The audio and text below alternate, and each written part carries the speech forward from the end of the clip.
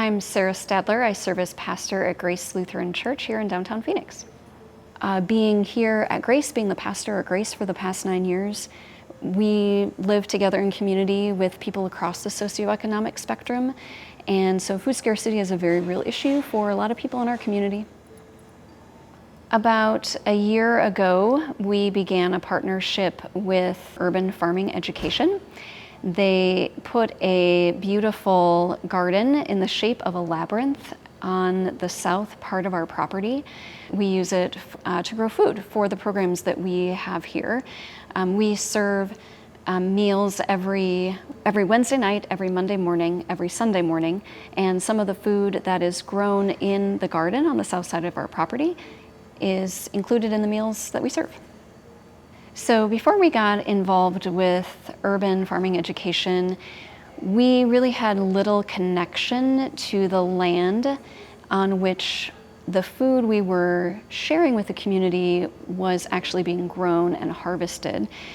The urban farming education is an opportunity to share with people who may not be aware that, food comes from the ground. We're connected to the ground.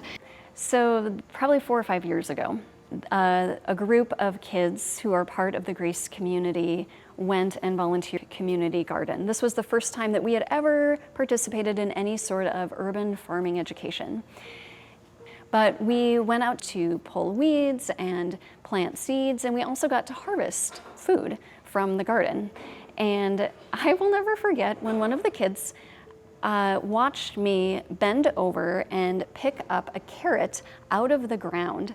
And he said, "No way, that carrot grows in the ground?" I was like, "Oh yeah, we can just wash it off and with the hose and eat it." And he was like, "Oh my gosh," he couldn't believe that his food that he had been eating grew in the ground. In fact, actually after that happened, then we had this whole conversation about which foods he ate actually came from the ground.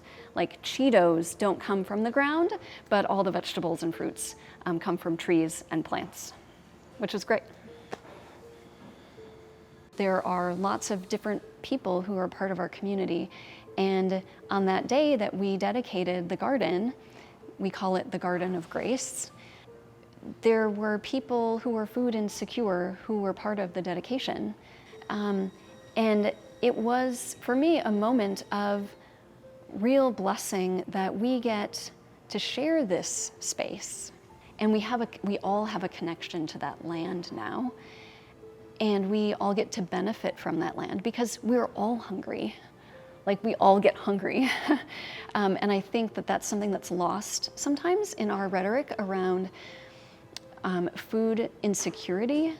I think there needs to be a recognition that hunger is a common human phenomenon, and the ways that we address hunger are relevant for all people, and we all need that connection to land, regardless of our income.